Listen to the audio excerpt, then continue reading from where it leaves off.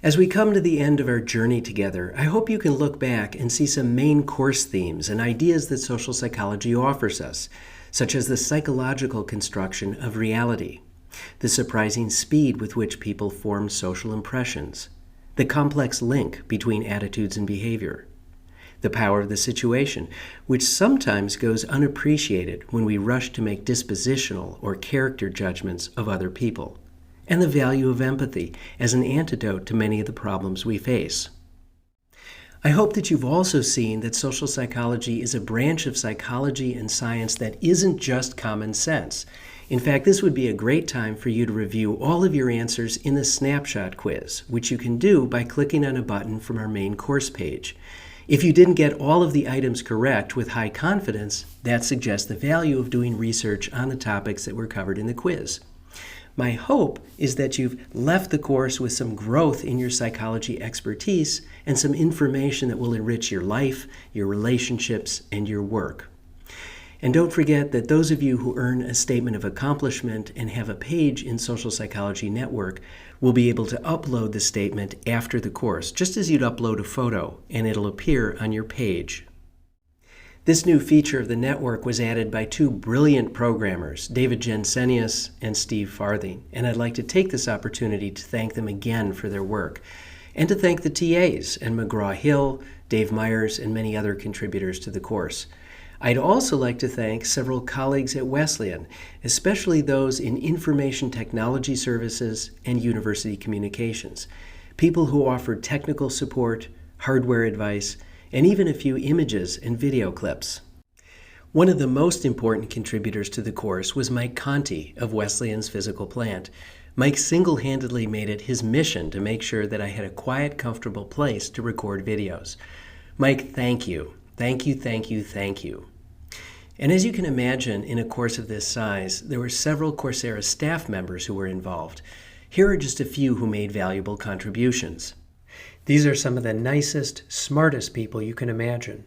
And of all the good folks at Coursera, special thanks go to Eli Bildner and Andrina Parisi Aman.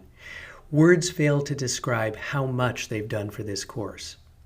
As you can see, whether the sky is sunny or whether it's stormy, they continue smiling. I don't know how they do it. It's been just an incredible honor working with Andrina and Eli. Please bear with me for 1 minute longer. I have just a few more words of thanks. First, to the two loves of my life, my wife Allison and daughter Fiara. I not only want to thank you, but to say publicly that this course would never have been given without you. And finally, it never would have been given without the students who enrolled in it, students from roughly 200 countries who said, "Sure, I'll sign up for social psychology." I want to thank you for spending your valuable time with me and for your many contributions to the course. Some of you joined Social Psychology Network and helped cover the cost of the course. Some of you provided assistance to other students who needed a helping hand. Some of you offered corrections or suggestions on how the course might be improved. And some of you posted notes of appreciation in the discussion forums, which I personally appreciated quite a bit. So thank you. It's been an honor serving as your instructor. And now I'd like to turn to one last topic, a question that's been appearing lately in the discussion forums. Where do we go from here? In other words, for those interested in learning more about social psychology, what's a good way forward?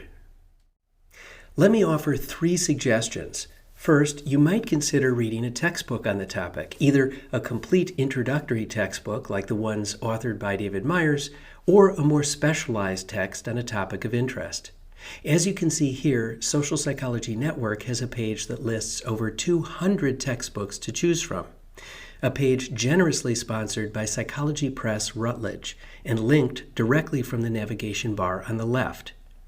And if you're interested in the psychology of prejudice and social justice, the reading room of understandingprejudice.org has hundreds of other textbooks, journals, magazines, newsletters, and so on.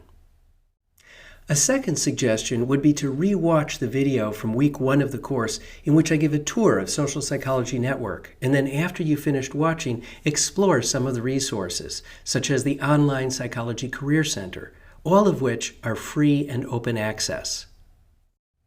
One last suggestion would be to join or learn about professional organizations related to social psychology.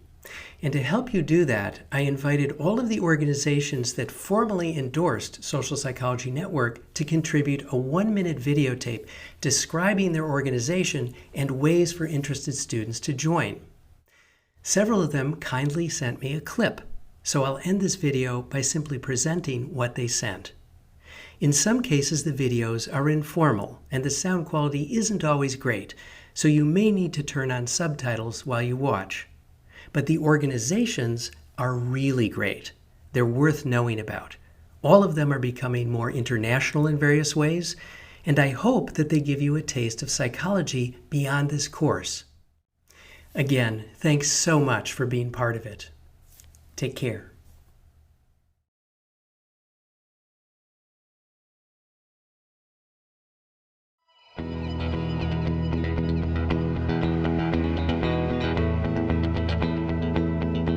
In 1936, at the height of the Great Depression, a group of prominent psychologists came together to establish the Society for the Psychological Study of Social Issues, or SPSY. Its goal, to help the public and its representatives craft social policies based on a scientific understanding of human behavior. From the calamities of the Depression to groundbreaking work in the 1950s that helped end legal segregation in the United States, to the 1990s when it first gained consultative status at the United Nations, to present-day research on gun violence and same-sex parenting, SPSY has been a powerful voice for social change based on sound psychological science. We provide briefings and special reports to Congress, sponsor policy workshops and advocacy days for our members on Capitol Hill, and create and fund opportunities for psychologists to engage the political process. SPSY also provides dozens of awards and grants each year to everyone from undergraduates to late career academics, and publishes research in 3 journals, including the flagship Journal of Social Issues. We encourage you to explore SPSY at our website, www.spsy.org, and through our Facebook and Twitter accounts.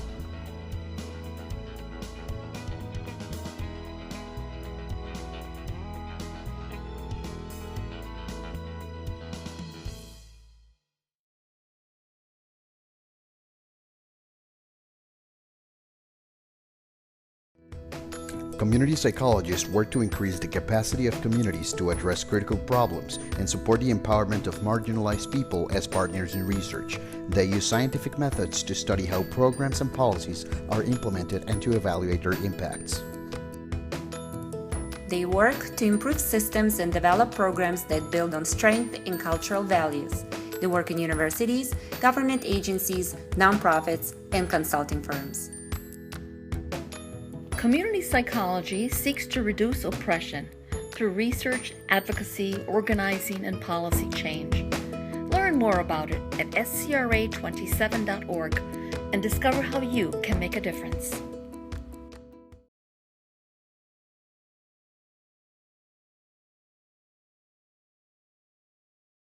Industrial organizational psychology helps take care of business by using scientific methods to improve organizational performance and employee well-being. Here are a few examples.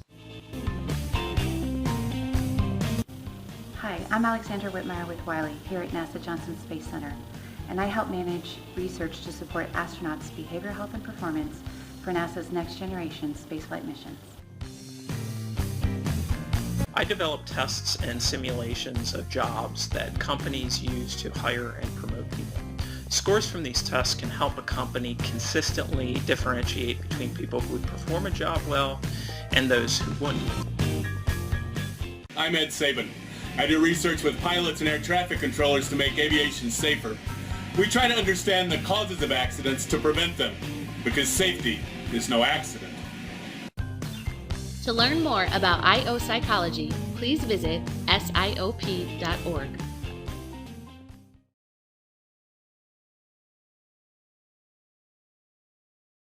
This is Mercedes McCormick of Sakai and the incoming president of APA Division of International Psychology. And I'm Harold Takushi, the past president of the APA International Division and of Sakai, the International Honor Society in Psychology. If you are a psychology student or professor working in the school outside the United States, we have some wonderful news for you. First, Since Sakai began at Yale University in 1929, it has grown into the world's largest honor society, with 600,000 members at 1,100 schools across the USA.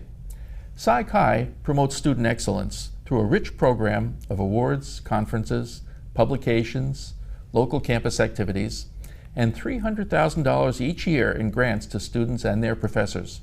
Second, since 2009, students and professors outside the United States can now join the Sakai family.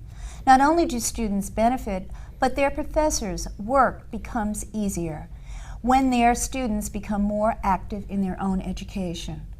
Instructions to start a chapter appear at the website.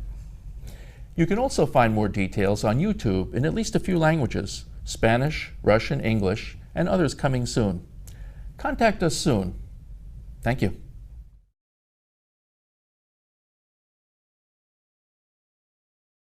Hello, budding social psychologists.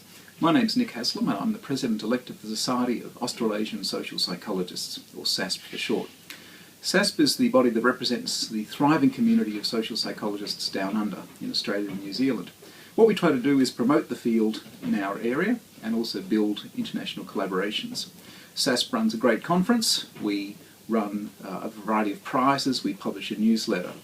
We're particularly proud of how we support student work. So we give research grants to grad student projects. We subsidise grad students' travel to our conference, and the grad students are a very, very active part of our organisation. The best part of all is we run a summer school every 2 years where students from the region and also from around the world get together to do work with eminent social psychologists, usually close to a terrific beach. It's not all work. So, if you're in the vicinity and would like to continue your social psychology education, or if you'd like to come down here and join us, think about joining SASP. At least check us out. Our website is www.sasp.org.au. Enjoy your course.